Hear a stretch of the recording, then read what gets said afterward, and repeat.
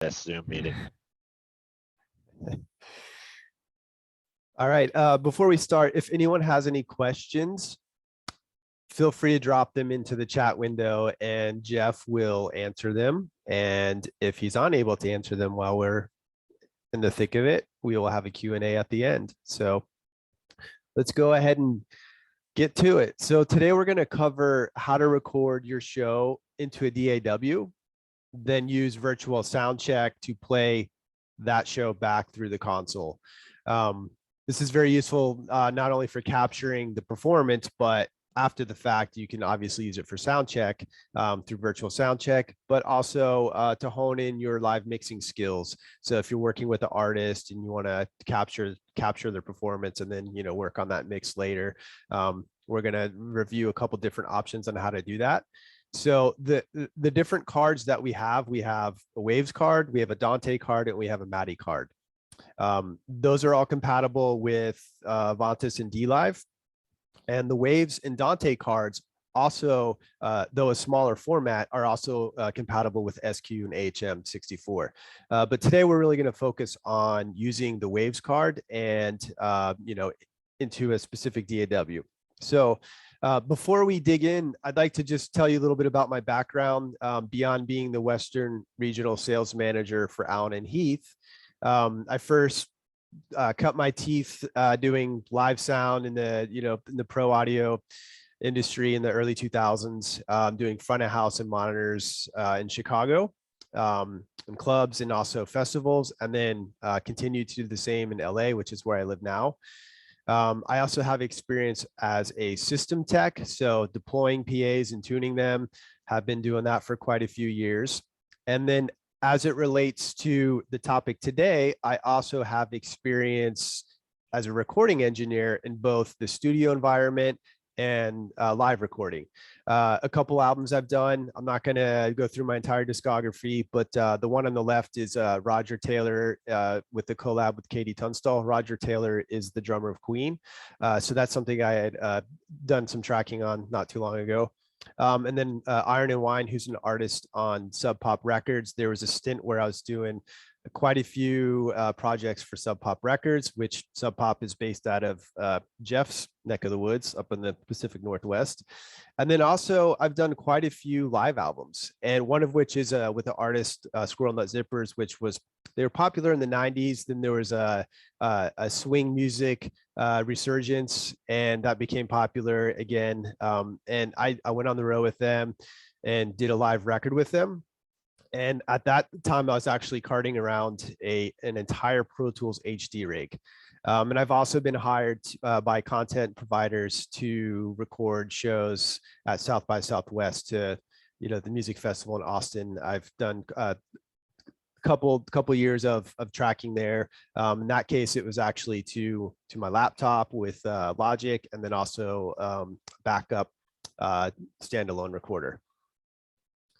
So let's talk about DAWs first. So Tracks Live, this is a bare bones multi-track recorder. The downside to it is that it's not supported past Mac OS 10.14, but especially in the touring world, touring guys live and die by Tracks Live because it's just a bare bones DAW. So there's not a lot of extra features when it comes to mixing, which is a good thing when you are there to strictly capture the performance. Because as you add more into that DAW, it starts using more CPU resources, which is a bad thing when you just want to record. Reaper is one that has become popular. People who are moving on from Tracks Live to go into current operating systems, Reaper would be the next logical move. Cost of it $60 all in. And then we have Pro Tools, which is, in the recording world, it's an industry standard. I'm a Pro Tools guy myself. So when we do this exercise, when we review how to set up your DAW for recording, we're going to do it in Pro Tools. A couple downsides to Pro Tools, though, is mostly the major downside is that it's limited to 64 inputs when you're using a core audio interface. And when we go into SoundGrid QREC, that's essentially tying into our OS's core audio driver. So for 64 inputs, that's not such a bad thing when you have an Avantis or SQ, because you have no greater than 64 inputs to mix on Avantis. So that's actually perfect. But once you're using a D-Live, then you might want to use a DAW that supports more inputs. One of which is Logic. Feels a little far out there as far as just for recording. But the reason why I mention it is the cost. It's only $200. And also, a lot of us, I imagine, have a background as musicians. I do myself. And what Logic brings to the table is not only the ability to capture audio, but also the whole suite of synths and music creation support that it offers. And also, they just introduced support for Dolby Atmos. So you can actually mix in Atmos on headphones. That actually just came out pretty recently. Haven't tested it yet, so I don't have any strong opinions on it, but it's pretty cool nonetheless. So before we dig into the different IO cards, let's review media storage and data transfer. How are we going to capture the audio? What are we capturing it to? And what's the protocol that we're transferring it? Well, we have hard disk drives. The plus side to those is they're cheap. If you are going to use a hard disk drive, it does need to be at least 7,200 RPM. So it needs to do 7,200 revolutions per minute. The downside to it is that it also requires most often external power supply, and also it's a moving disk drive, so there's mechanical parts, so it could fail. That said, I have drives that I've had for 20 years that have not failed. Knocking on wood. But why not use a solid state drive at this point? They're affordable, they're compact, bus powered. So for example, I have this Lacy drive that I've been using for quite some time. I capture my audio to it, and then I move it on to a backup. Then we have different transfer protocols. So you have USB, you have Thunderbolt. Most drives that are out on the market, they're either going to be USB or Thunderbolt. So what's the difference between them all? So I'm not going to break down all of the different details on USB, but the main point is once we're at USB 3.2, so the second generation of USB 3, our transfer rate is 10 gigabits per second. And any drive that you see out on the market, a solid state drive that you see out on the market, is not going to surpass 6 gigabits per second, at least that I'm aware of. So the point is, once you're at USB 3.2, you're good. And really the drive is the slowest component in that data transfer. Jeff, I'm seeing some questions come in. Are you answering these? Yep. Cool. All right, moving on. Thunderbolt. So Thunderbolt was first introduced about a decade ago. And the reason I mentioned Thunderbolt is there's quite a few drives out there that are Thunderbolt equipped. The transfer rate is far greater than what the drive can do. So as far as audio and what we're doing, it's not really so relevant, but it's important to be aware of because there are drives out there that are Thunderbolt compatible. And also we're now at Thunderbolt 4, which Apple just introduced into their new MacBook Pros. So the difference between Thunderbolt 3 and 4 is not the speed so much as because they actually are the same data transfer speed. But Thunderbolt 4 adds more support for extra peripherals, so Thunderbolt docking stations, and also the ability to add more displays. But the speed once you're into Thunderbolt is really, it's beyond what we're going to appreciate as far as capturing audio. Okay, so let's talk about the different IO network cards that we have. So we have Dante. Dante is a great solution. If you're using a Dante card in our console, you're going to be using Dante Virtual Sound Card in your computer.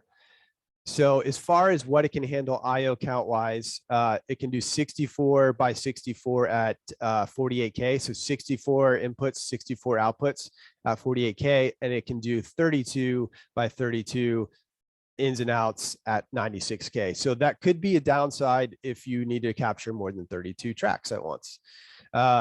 Cost of Dante Virtual Sound Card is just under $50. Some advantages of Dante are the fact that its interoperability is hard to beat. You know, we're all, I imagine, aware of Dante. It's out there on most systems at this point, especially in the install world. So it's very easy to capture audio within a Dante network by simply having Dante virtual sound card on your computer. You can tie into the network and capture those tracks, or you know, have your own card, throw it in the console, and then have your own dedicated Dante network, you know, for that purpose. Also, there's Dante-enabled multi-track recorders out on the market. So you could actually record on a standalone recorder that's Dante-enabled. I know, for one example, Sound Devices has some options. Disadvantages are the I/O count limitations. With Dante Virtual Sound Card, you are limited to 32 inputs at once at 96K, and all of our FPGA desks are running at 96K, so it'd be a shame to downsample your recording at 48K.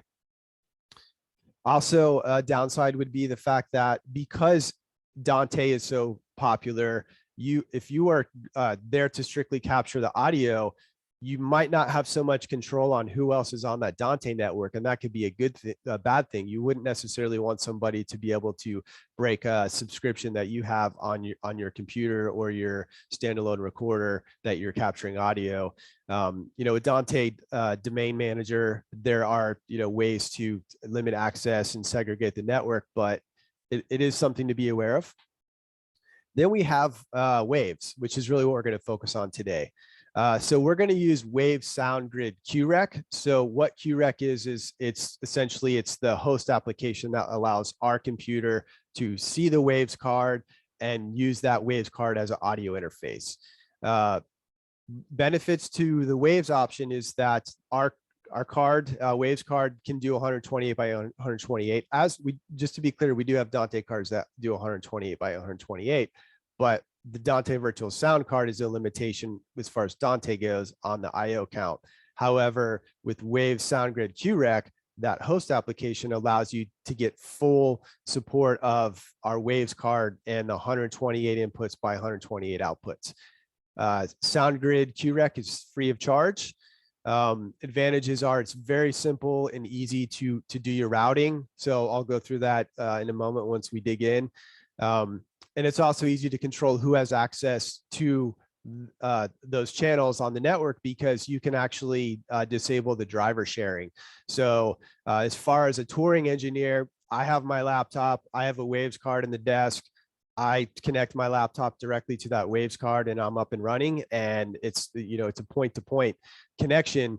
You can certainly use network switches if you'd like. But yeah, it's easier to control who has access to the network, I'd say, in comparison to Dante.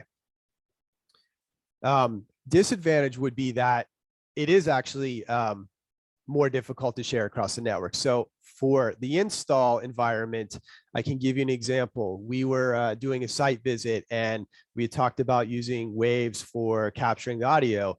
The house engineer was more familiar with Waves. And then as we started talking more about the project, we realized that, well, because they have multiple rooms within that facility, there's also cameras that need to capture some of that audio as well. Well, once we started talking about the fact that we needed to share our audio across the facility, Dante actually won in that scenario. But I will say that the capturing of the audio was almost second nature to really the scope of the project, which is sharing audio across the entire network. So we're going to dig into the Avantis and SoundGrid QREC and Pro Tools, but before we do that, I'd like to talk about the differences between tie lines and direct outs. So the reason I'm bringing this up is there's really you know, two major pick points that you would pick off your audio, either from a direct out or from a tie line. Direct outs are, firstly, they're affected by trim levels on the channel, and they're associated to a channel. And also the pick point of your direct out is set globally, at least in the Avantis console, which is what we have here. So that could be a good thing or a bad thing. For me, I prefer to use, and this is actually a screenshot of the Avantis console where you can see the different options on where your pick point is in the direct out. versus tie lines, it's a socket to socket connection. So it's the cleanest signal path. So you can take the input of your stage box and tie line it directly to the waves card. So it's the cleanest signal path. So for capturing audio, that's a good thing. And it's also not associated with a channel. So tie lines are running in the background and, you know, not using processing, and they're not associated with the channel. So last slide, here we go. We're going to dig into the software. So SoundGrid QREC is the host application that we're using with Waves, our Waves card. And then we're also going to jump into the Avantis Director software. I do have a console here, but I'm going to do everything in Director because it's just, it'll be easier for you guys to see what I'm doing. So let's dig in.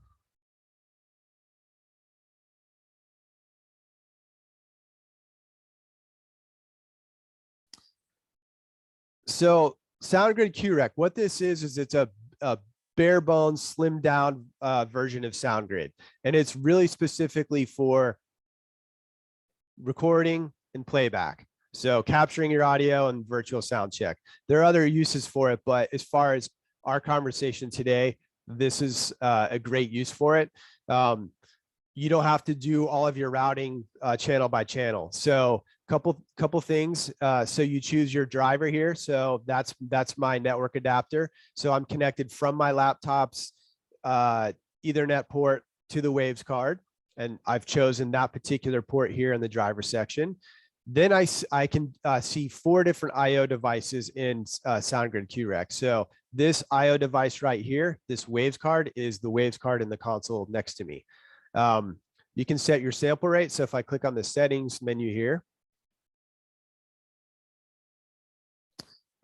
so we can choose our sample rate. We're going to do everything at 96K because the console is running at 96K. So let's not capture at a lower sample rate.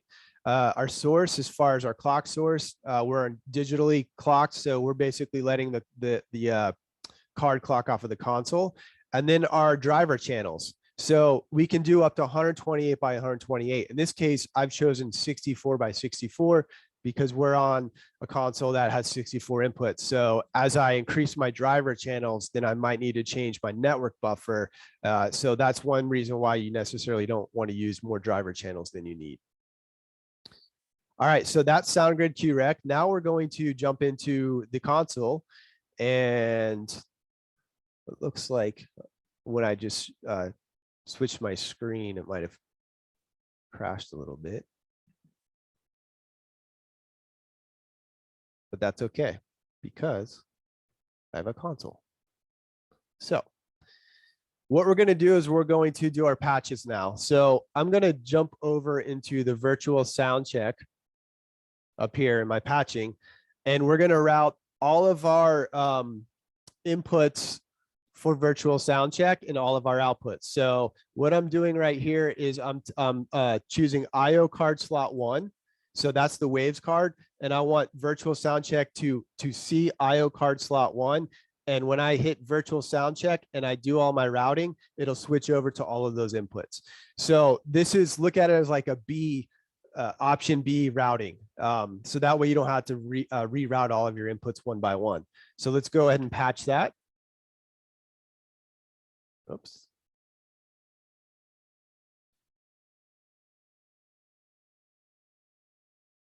So we've patched all of our inputs. So if I hit virtual sound check and I hit play in my DAW, it's going to then flip all the inputs on the desk to the outputs of my DAW.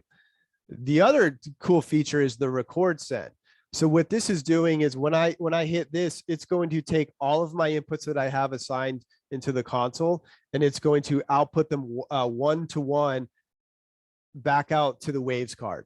So I'm going to enable that. So this is a tie line essentially. So if I actually go to my tie lines patch, I can see this is telling me that I have a record send enabled. So I could do that same patch right here, S-link to IO card slot 1 and patch them all there, or I could just hit record send and do that same patch, this is the quicker and easier way to do it. So now let's jump into our DAW.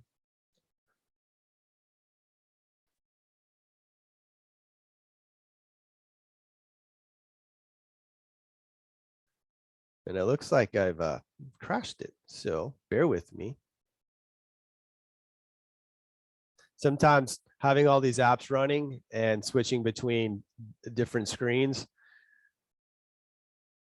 isn't so reliable. So I'm launching Pro Tools now.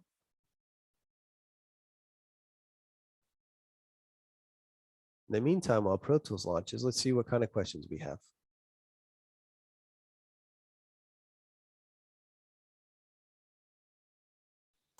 Yeah, there was a cool question, and it looks like Sparkle jumped on that one. But the question was, you were talking about tie lines and how tie lines are cool and the difference, what kind of makes them unique. Just for clarity, tie lines are available in SQ, Avantis, and DLive. Is there anything else you might want to share about that? So yeah, SQ, DLive, Avantis, and HM64. And I sometimes think tie lines are overlooked as far as how useful they are. The ability to take Dante and break it out to waves, or the ability to take an analog input and break it out to Dante or waves or MADI, all through tie lines, all happening in the background is one of the reasons why the whole Allen and Heath ecosystem is just so amazing.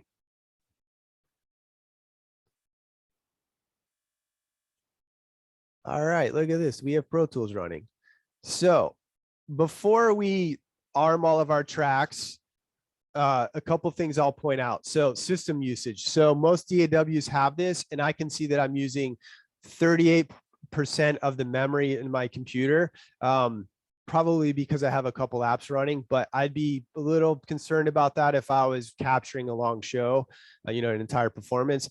But even beyond that, I would look at my disk usage. So in Pro Tools, those are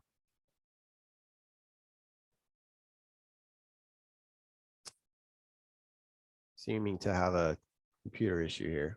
But it's up in there's a menu up in Pro Tools where you can look at your disk usage. And in this case, I have about 20 gigs available. So if I was capturing an entire show, I probably would be, that's not really enough drive space, hence an external drive. All right, so let's capture our audio. So because I hit record send on the console behind me, it's outputting all of the inputs into the console directly to the waves card. So if I actually hit record here, so let's say we're capturing the band that's on stage right now. So we're going to capture this audio. If I had more time, I would go ahead and name all of my tracks. We're not going to do that in this point. And then next thing we'll do is, let's say that the performance is done. So now I want to play this back on the console, virtual sound check. So I want to take the performance and I have some downtime and I want to work on the mix later. So we're going to hit play and then we're going to go over to the console. And once I enable virtual sound check, it's now switched all of the inputs from the stage box to the waves card. So IO card slot 1, which is my waves card. These are all my inputs that are coming from Pro Tools. So that's pretty much it. It took me, I don't know, a couple minutes to set all of this up as far as launching Pro Tools, getting Waves, SoundGrid, QRec up and running, and then doing my patch. Only a couple minutes to do that. So pretty impressive when you think about it. Where we've gotten to. Previously we would be having to use an analog split and then have a dedicated recording device, and the fact that you can just have a Waves card, in your bag, throw it into a console and load up your laptop. It's pretty amazing what you can do these days.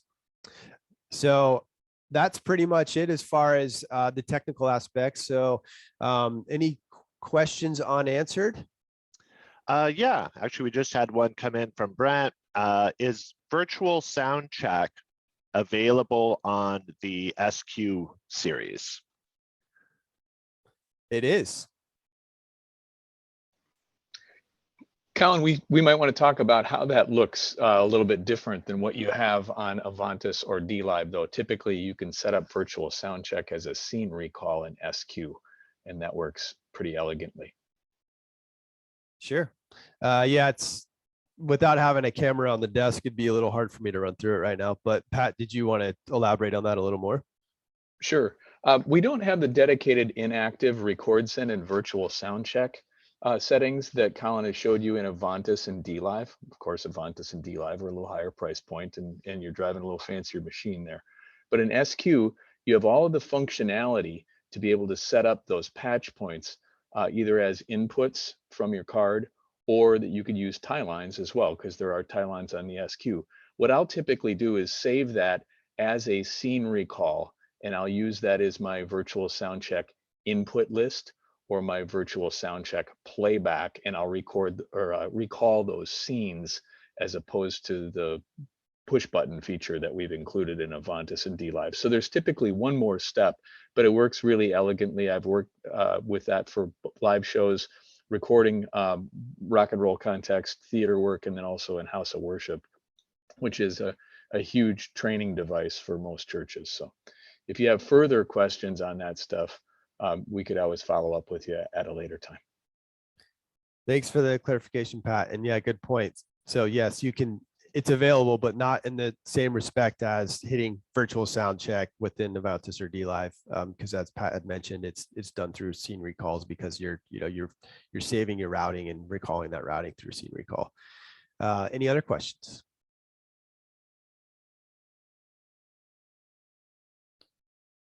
Well, I will stick around for a little bit if anybody else has any questions, and I appreciate everyone joining us today.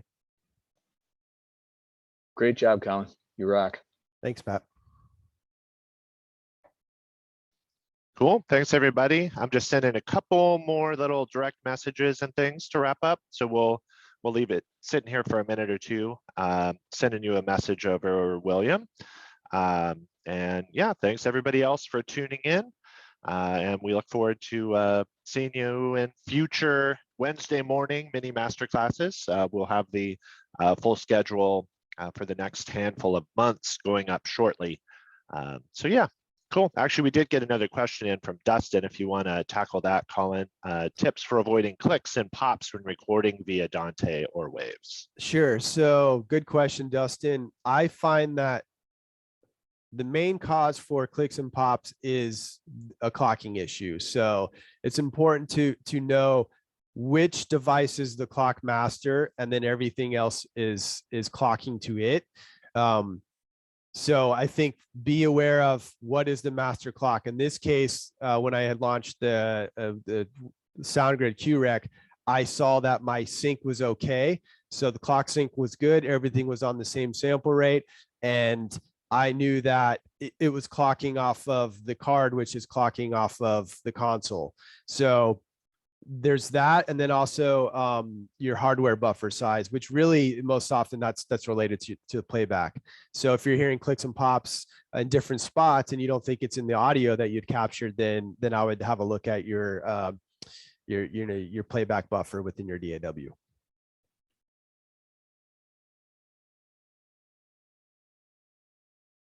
Any other questions? Cool. Looks like that's about it.